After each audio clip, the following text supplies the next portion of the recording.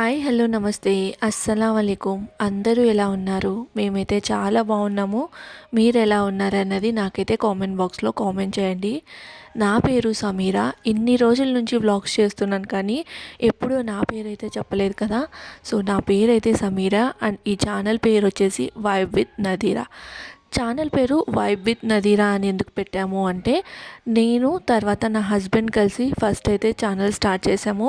అది చిన్నగా daily vlogging channel అయితే అయిపోయిందనమాట.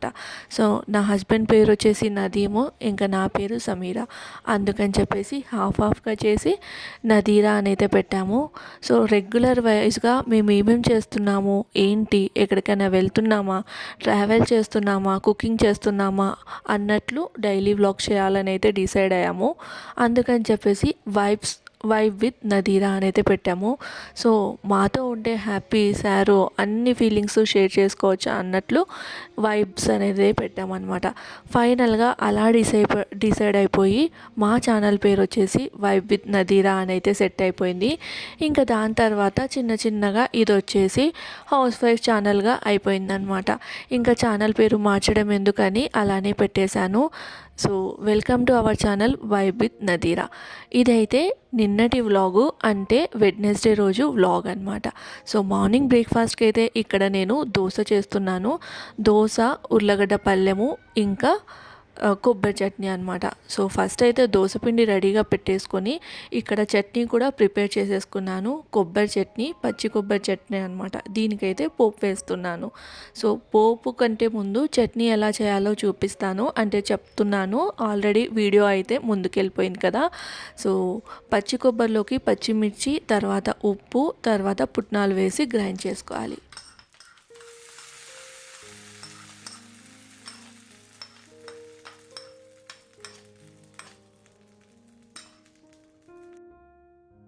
సో చట్నీ అయితే రెడీ అయిపోయింది. ఇంక ఇక్కడైతే ఉర్లగడ్డ పళ్ళెం చేస్తున్నాను. ఉర్లగడ్డ పళ్ళెం అంటే ఏంటి అని ఆలోచిస్తున్నారా? ఏం లేదండి, ఆలు మసాలా.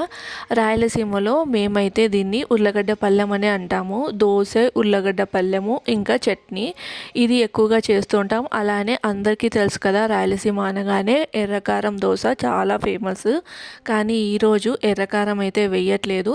సింపుల్గా ప్లెయిన్ దోశ వేసి వాటితో, అంటే ప్లెయిన్ దోశతోటి ఉర్లగడ్డ పళ్ళెము ఇంకా పచ్చి కొబ్బరి చట్నీ. మా ఇంట్లో అయితే రెగ్యులర్గా పచ్చి కొబ్బరి చట్నీనే యూజ్ చేస్తాము, పల్లీ చట్నీ కంటే కూడా.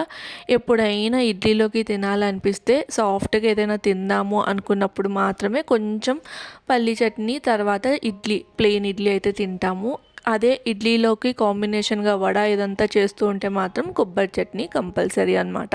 సో ఇక్కడ ఉర్లగడ్డ పళ్ళెం నేను ఎలా చేస్తున్నాను అనేది అయితే మీతో షేర్ చేస్తాను. సో ఏదైతే నేను ఈ ప్రాసెస్ ప్రిపేర్ చేస్తున్నానో ఇది నా హస్బెండ్కి చాలా ఇష్టం అనమాట. సో అందుకని చెప్పి అలానే చేస్తున్నాను, అదే మీతో షేర్ చేస్తున్నాను.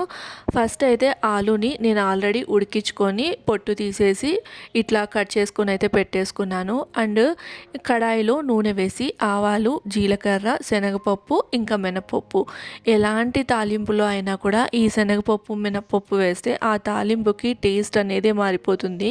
మధ్యలో క్రంచీగా తగులుతూ చాలా అంటే చాలా టేస్టీగా ఉంటుంది. సో ఆ పోపు అంతా వేసేసిన తర్వాత ఆనియన్స్ వేసి కాస్త లైట్ పింక్ కలర్ వచ్చిన తర్వాత పచ్చిమిర్చి, కరివేపాకు వేసి కాస్త ఫ్రై చేసుకొని, ఇందులో అయితే నేను పల్లీలు రోస్ట్ చేసి పొట్టు తీసేసి వాటిని పలుకులుగా చేసి అయితే వేస్తాను. టేస్ట్ అయితే అదిరిపోతుంది. ఒకసారి మీరు ట్రై చేయండి. దాని తర్వాత రుచికి సరిపడినంత ఉప్పు, పసుపు, ఇంకా ఉర్లగడ్డలు మనం చిదిమేసుకున్న ఉంటాయి కదా, అవి వేసేసి ఒకసారి కలిపి ఒక్క 5 minutes లో టు మీడియం ఫ్లేమ్ మీద మనం మగ్గనిచ్చాము అంటే మనకి పళ్ళెం అనేది రెడీ అయిపోతుంది. ఇంకా లాస్ట్లో కొత్తిమీర వేసి సర్వ్ చేసామంటే యమ్మీ అండ్ టేస్టీ ఉర్లగడ్డ పళ్ళెం అయితే రెడీ. ఇక్కడైతే దోశ వేస్తున్నాను.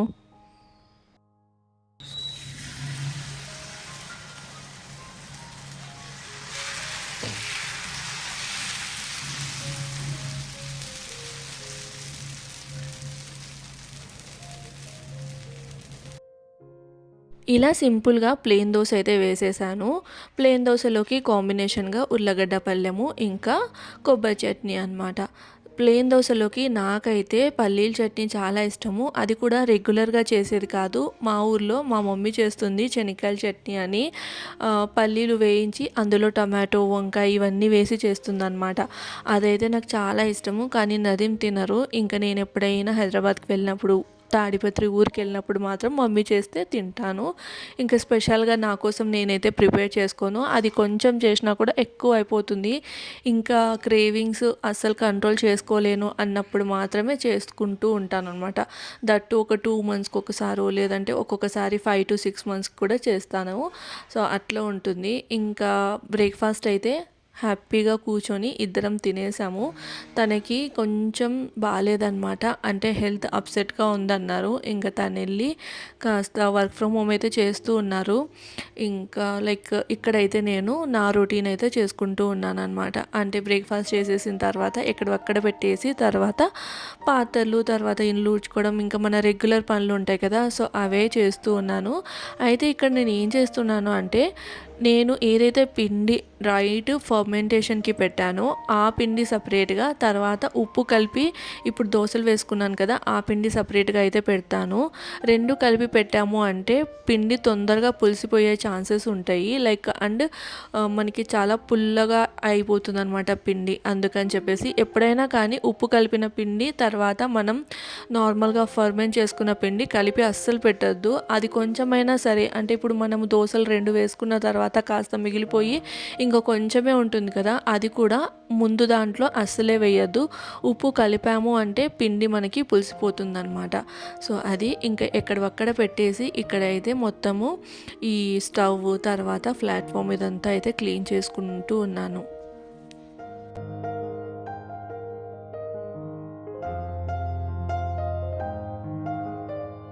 అంతా క్లీన్ చేసేసుకొని ఇంకా పాత్రలు ఉంటాయి కదా, బ్రేక్ఫాస్ట్ చేసిన తర్వాత ఇంకా కుకింగ్ అదంతా చేసి ఉంటాం కాబట్టి ఆ పాత్రలు అయితే హెడ్ ఫోన్స్ పెట్టుకొని సో సాంగ్స్ అలా వింటూ మొత్తం పాత్రలు అనేటివి తోమేసుకుంటూ ఉన్నాను. సో బ్రేక్ఫాస్ట్ చేసిన వెంటనే మన పాత్రలన్నీ తోమేసుకున్నాము అంటే మళ్ళీ ఆఫ్టర్నూన్ లంచ్ చేయడానికి రిలాక్స్గా ఉంటుంది. అండ్ దాని తర్వాత ఇక్కడైతే నేను ఈరోజు డైనింగ్ టేబుల్ క్లీన్ చేస్తూ ఉన్నాను అనమాట. అండ్ లాస్ట్ వీడియోలో డీమార్ట్కి వెళ్ళి ఉన్నాను. డీమార్ట్ నుంచి ఈ డైనింగ్ టేబుల్ షీట్స్ అయితే తెచ్చాను అన్నాను కదా, సో అవి వేద్దామని చెప్పేసి ఫస్ట్ అయితే డైనింగ్ టేబుల్ మొత్తం ఒకసారి క్లీన్ చేసేసుకొని పాత షీట్స్ తీసేసి కొత్త షీట్స్ అయితే వేయాలి. ఇంకా అందుకని డైనింగ్ టేబుల్ అంతా క్లీన్ చేసేసాను. అండ్ అక్కడ చూస్తున్నారా, ఇదైతే నేను నదీంకి తన బర్త్డే రోజు తీసుకొచ్చిన, అంటే ఆర్డర్ చేసిన బొకే అనమాట. ఇంకా అది అలానే డైనింగ్ టేబుల్ మీద షోకేస్ లాగా ఉంటుంది కదా అన్నట్లయితే పెట్టాను. అండ్ ఇక్కడ నేనైతే షీట్స్ తీసుకొని వచ్చి షీట్స్కి ఉన్న ట్యాగ్స్ అన్నీ తీసేసి మొత్తం అయితే ఈ టేబుల్ మీద అయితే పెట్టేస్తూ ఉన్నాను అనమాట. ఈ షీట్స్ వేసిన తర్వాత డైనింగ్ టేబుల్కి ఒక కొత్త లుక్కే వచ్చింది. రెగ్యులర్గా వేసే పేపర్ షీట్ల కంటే కూడా ఇవి చాలా బాగున్నాయి.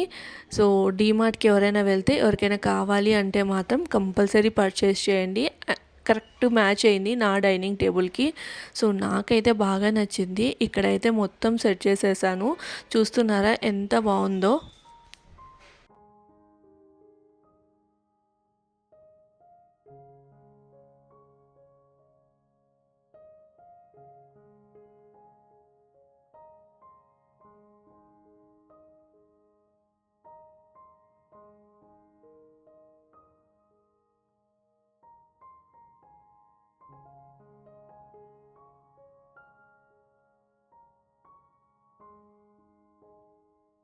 సో అలా డైనింగ్ టేబుల్ సెట్ చేసేసి ఇంకా నేనైతే రెగ్యులర్ పనులే చేసుకున్నాను. అండ్ ఆఫ్టర్నూన్ కూడా ఎలాంటి షూటింగ్ చేయలేదు. ఇది డైరెక్ట్ ఈవినింగ్. చాలా హెడ్ఏక్గా ఉంది. సో అందుకని చెప్పేసి టీ అయితే పెట్టుకుంటూ ఉన్నానన్నమాట. సో చాలా రోజులు అయిపోయింది నేను టీ మానేసి. ఈ మధ్య కాస్త కంట్రోల్ చేయాలనైతే అనుకున్నాము ఇద్దరము. తనైతే మొత్తానికే మానేశారు. ఇంకెప్పుడైనా ఒకసారి హెడేక్ అట్లా ఉన్నప్పుడు మాత్రం తను తాగుతున్నారు. బట్ నేనైతే ఒక 2-3 డేస్కి ఒకసారి అట్లా, ఏంటంటే నాకు టీ అనేది బాగా అలవాటు అయిపోయింది. ఒకవేళ తాగకపోతే మాత్రం హెడేక్గా అనిపిస్తుంది. అందుకని చెప్పేసి ఇంక ఇక్కడ తనకు కూడా హెడేక్గా ఉందంట. ఇంకా ఇద్దరికి కలిపి అయితే పెట్టాను. సో టీ పెట్టేసి టీ కాగుతూ ఉంది, అంత లోపల ఇడ్లీకి వేసాను అనమాట. తనకి కొంచెం బాగాలేదన్నాను కదా, సో ఇడ్లీ పిండి రెడీగా ఉంటే బాగుంటుంది, దోశ రెగ్యులర్గా తినాలనిపించదు. ఇంకా అందుకని చెప్పేసి దోశ పిండి ఆల్రెడీ ఉన్నా కూడా 1 కప్ ఆఫ్ మినపప్పు, తర్వాత 2 కప్స్ ఆఫ్ ఈ ఇడ్లీ రవ్వ వేసేసి అయితే నేను నానపెట్టాను. ఇంకా అదైతే రుబ్బేసుకుంటూ ఉన్నాను. ఇప్పుడు రుబ్బేసుకున్నాము అంటే చలికాలం కదా, నైట్ మొత్తం పెట్టినా కూడా ఒక్కొక్కసారి ఫర్మెంట్ అవ్వదు, కాబట్టి నేనైతే 4 to 4:30 ఆ మధ్యలోనే రుబ్బేసి పెడుతూ ఉన్నాను. సో దట్ నెక్స్ట్ డేకి పర్ఫెక్ట్గా ఫర్మెంట్ అవుతుందని చెప్పేసి. అండ్ ఇక్కడ నేను ఈరోజైతే కొంచెం సాబుదానా అయితే వేశాను. యాక్చువల్లీ ఒకసారి సగ్గుబియ్యం వడలు అయితే చేస్తున్నాను, దాని తర్వాత కొన్ని సగ్గుబియ్యం తీసి ఫ్రిడ్జ్లో పెట్టేశాను అనమాట. సో ఆ సగ్గుబియ్యం ఉంటే ఇంకా సర్లే అని మళ్ళీ ఒకసారి వాష్ చేసేసి ఒక 15 minutes అట్లా నానబెట్టి ఆ సగ్గుబియ్యం అయితే మినపప్పు కాస్త గ్రైండ్ చేసిన తర్వాత సగ్గుబియ్యం వేసేసి అయితే గ్రైండ్ చేసేసుకున్నాను.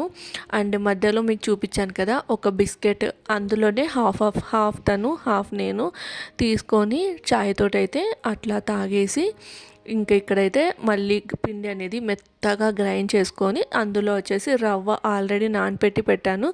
సో ఆ రవ్వ వేసి కలిపేసుకుంటే, చేతితో కలిపాము అంటే మనకి ఫర్మెంటేషన్ అనేది చక్కగా అవుతుంది. అంటే స్పూన్స్ కానీ విస్కర్ కానీ ఇలాంటి వాటితో కలపడం కంటే చేతితో కలుపుకున్నాము అంటే మనకి ఫర్మెంటేషన్ అవుతుందన్నమాట. సో అది ఇంక ఇక్కడైతే ఇడ్లీ పిండి అనేది కలిపేసుకొని పెట్టుకుంటున్నాను.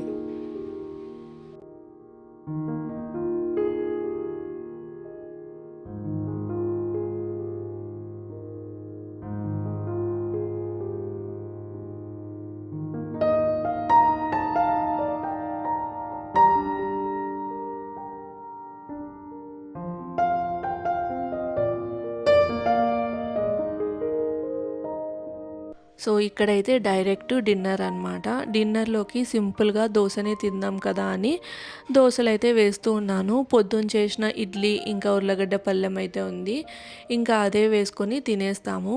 ఇలా మా డిన్నర్ కూడా కంప్లీట్ అయిపోయిందనమాట. చాలా సింపుల్గా మార్నింగ్ కూడా దోశ, ఇంకా నైట్ కూడా దోశ, ఆఫ్టర్నూన్ మాత్రమే కాస్త లంచ్ అయితే చేసాము అంతే.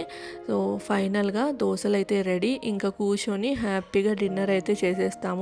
డిన్నర్ చేసిన తర్వాత వాకింగ్కి వెళ్ళే అలవాటు అయితే ఉంది. అంతకంటే ముందు ఫస్ట్ ఫ్రూట్స్ తీసుకొని వద్దామని చెప్పేసి ఫ్రూట్స్ తీసుకురావడానికి అయితే వెళ్ళాము. ఇక్కడ కొన్ని ఫ్రూట్స్ ఆరెంజెస్ అవి తీసుకొని ఇంకా అలానే బండి పెట్టేసి వాకింగ్కి అయితే వెళ్ళాము. అలా మా డే అయితే కంప్లీట్ అయిపోయింది. ఈ వ్లాగ్ అయితే ఇక్కడితో ఎండ్ చేస్తున్నాను. వ్లాగ్ నచ్చితే మాత్రం తప్పకుండా లైక్ చేసి షేర్ చేసి సబ్స్క్రైబ్ చేయండి. మళ్ళీ రేపటి వ్లాగ్తో తప్పకుండా కలుస్తాను. Until then bye.